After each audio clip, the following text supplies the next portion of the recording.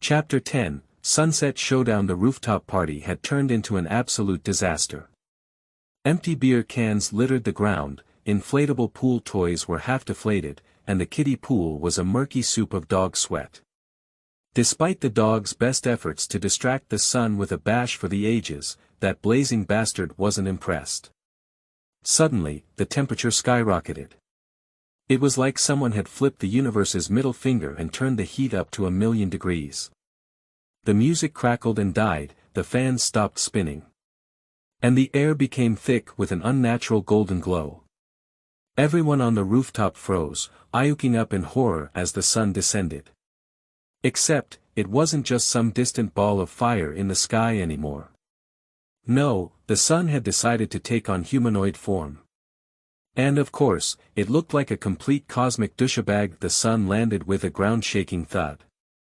Standing there like some molten Greek god, with muscles for days and flames for hair. His skin glowed like molten gold, and his face was twisted into a smug grin, like he had just finished winning some intergalactic bodybuilding contest. The sun surveyed the rooftop as if it were a pile of garbage he was about to incinerate. "You thought you could fuck with me?" The sun boomed, his voice shaking the very foundation of the building. "You little shits thought you could just throw a party and LD back down. I am the fucking sun." Chip, hiding behind an inflatable unicorn, muttered, "TD like to formally apologize to the sun. I regret everything." Bella, standing defiantly beside the kiddie pool, her fur drenched with sweat, pointed a paw at the sun. "Listen here, asshole. We're done being microwaved alive every damn day. We don't need your shit anymore." The sun's eyes blazed even brighter, if that was possible. "You dare insult me? LV been burning for billions of years. I've turned entire civilizations into ash.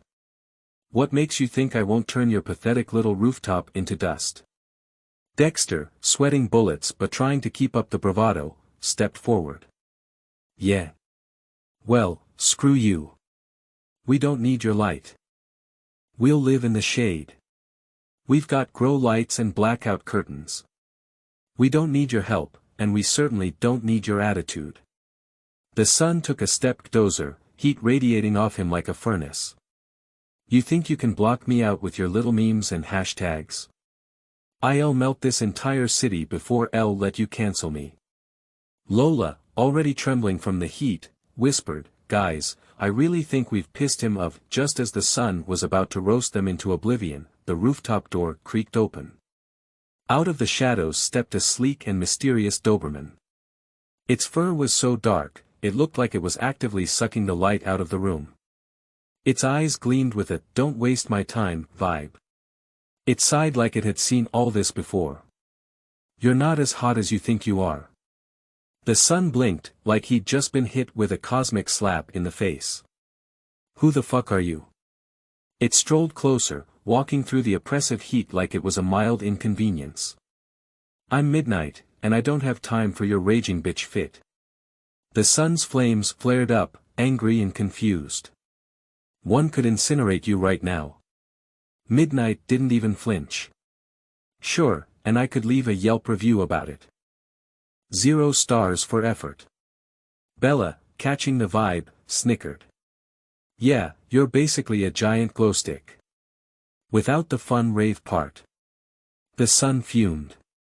His entire molten chest was practically doing the cha-cha with rage. "You think you can talk to me like that? I am the fucking sun. To burn this entire city to ash." Midnight raised an eyebrow, completely unbothered. "You're all fire, no flame, hotshot. You couldn't light a match if I handed you the box." Before the sun could combust from sheer humiliation, the rooftop door flew open again, but this time, it wasn't a dog. No, it was the celestial slayer, Dexter's hired assassin, straight out of the universe's worst sci-fi flick.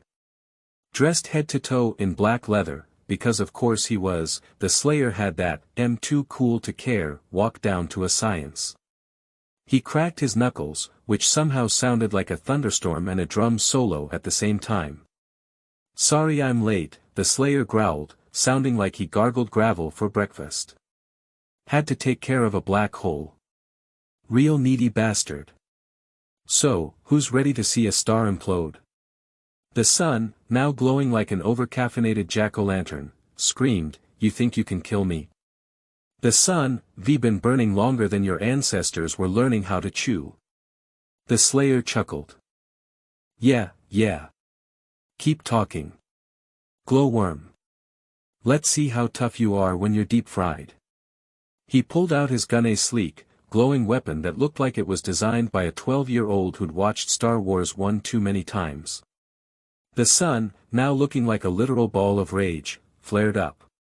The temperature spiked so fast, the kiddie pool started boiling, and the inflatable flamingo burst into flames like a tiny pink phoenix. Chip screamed and dove behind the sizzling pool. We're fucked. I knew we shouldn't have left a bad review on Facebook. Dexter and Bella scrambled for cover as the sun unleashed a solar flare so hot, it melted the beer cans into aluminum puddles. The rooftop looked like a frat party gone nuclear. But the Slayer? Unfazed. The dude didn't even sweat. He raised his gun and fired off a shot of blue cosmic energy, smacking the sun right in his molten chest. The sun staggered back, clutching his chest like someone had just told him Pluto wasn't a planet anymore. You dare attack me? You call that an attack? The Slayer smirked. Could he just insulted the sun on Twitter? I'm just getting started. He fired again, this time hitting the sun square in the head. The sun screamed, sounding like a demon banshee on helium. Cracks started spreading across his molten face like a busted windshield. You can't do this. The sun gasped. I'm the sun.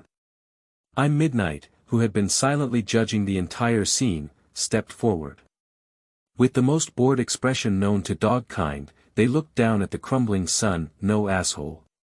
You were the sun. Then, without a second thought, they casually kicked the sun's sizzling body off the rooftop like it was yesterday's trash. The dogs stared, mouths wide open. Dexter broke the silence.